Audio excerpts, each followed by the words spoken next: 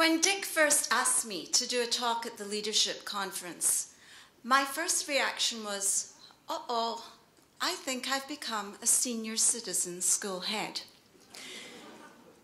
You need some battle scars and some grey hair to be asked to do something like this. So when I had recovered from the realization that I was no longer one of Dick's young Turks, as he likes to call the younger members of our community, I did what I always do when some serious reflection is needed. I headed for the nearest beach with a bottle of local grape juice.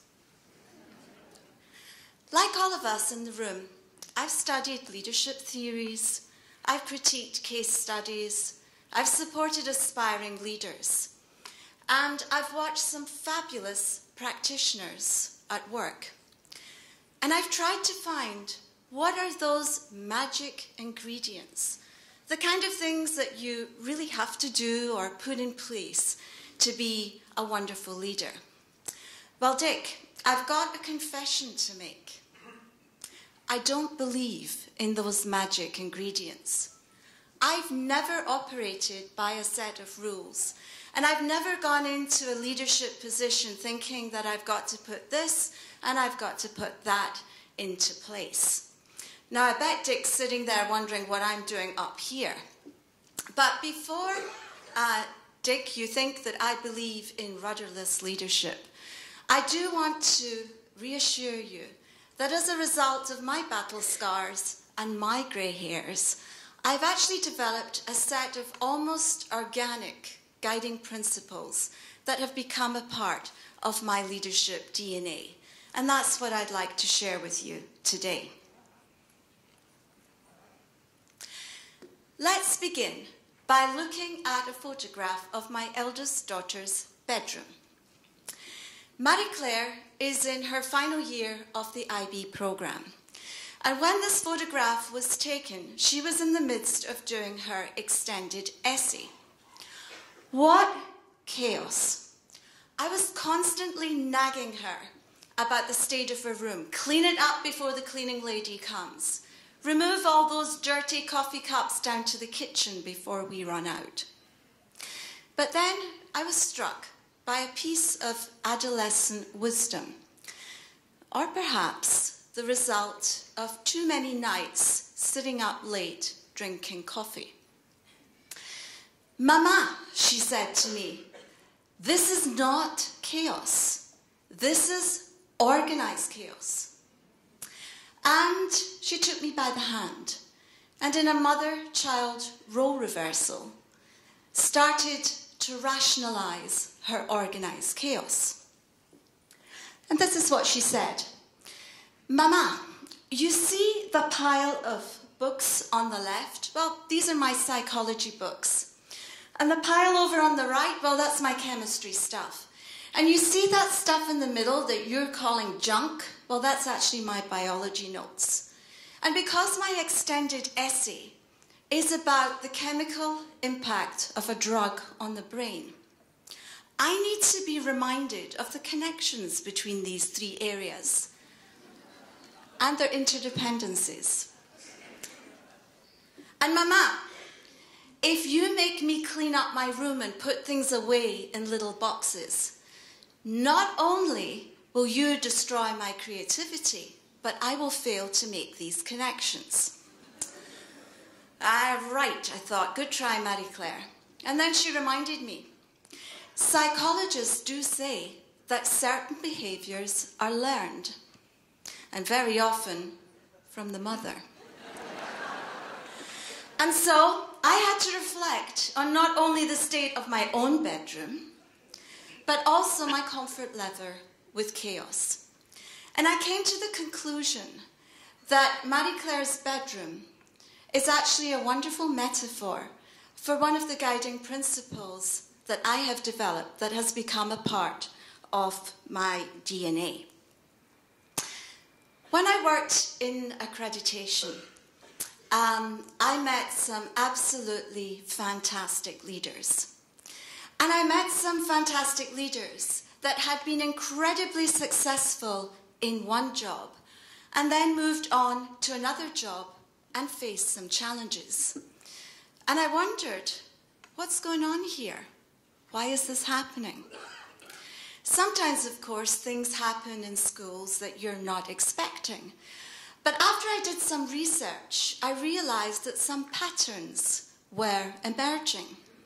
And I realized that it was really very critical for school heads to not only read, but to engage with the cultural, historical, and political environments that they worked in.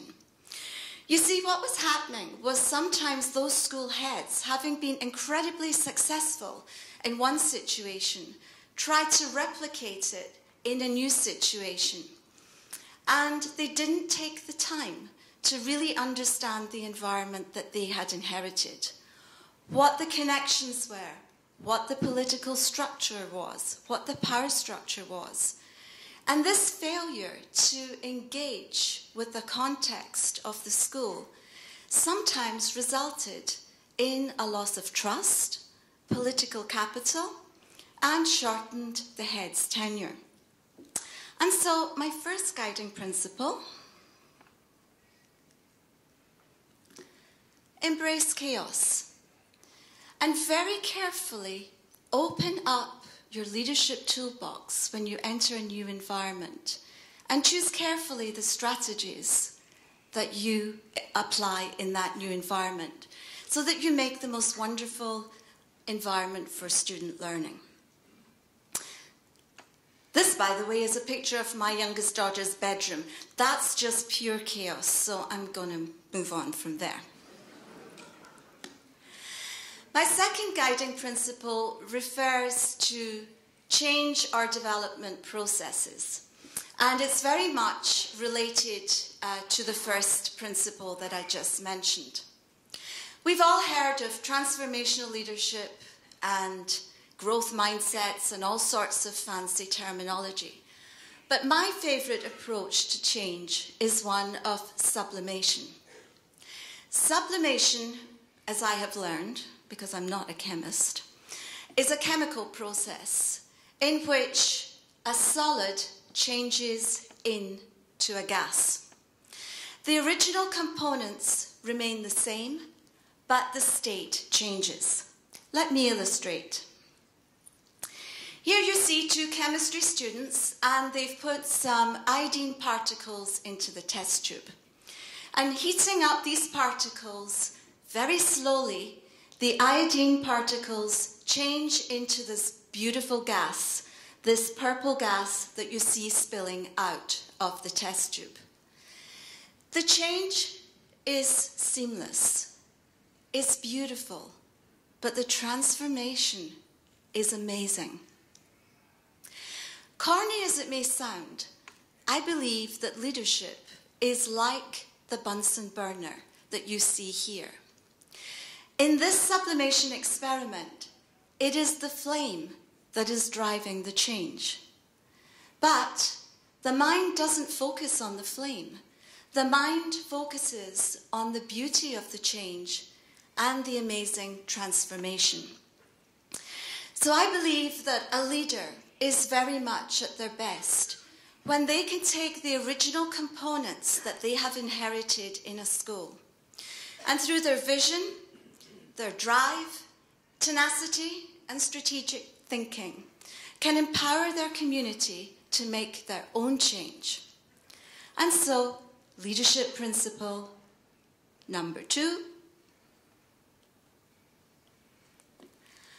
Going into a school, have a clear idea of what you would like to achieve. But have the courage to step back and empower your own community to be drivers of their own change and masters of their own development. And here the kindergartners have discovered sublimation, this time with dry ice. Look at the wonder on their faces. And now my final guiding principle: there is no such thing as good luck. As leaders, we make our own good luck. It is the values that underpin our work that create opportunities and protect us and shield us when things go wrong. It is our ability to seize opportunities. It is our ability to turn crises into learning experiences. It's our ability to build networks and to take charge of our own learning that make us great leaders. And that is why it has been incredibly important for all of us over these last few days to come together as an EARCOS community and learn together. That's what makes us the leaders we are and what will make us the leaders that we will be in the future. Thanks for listening.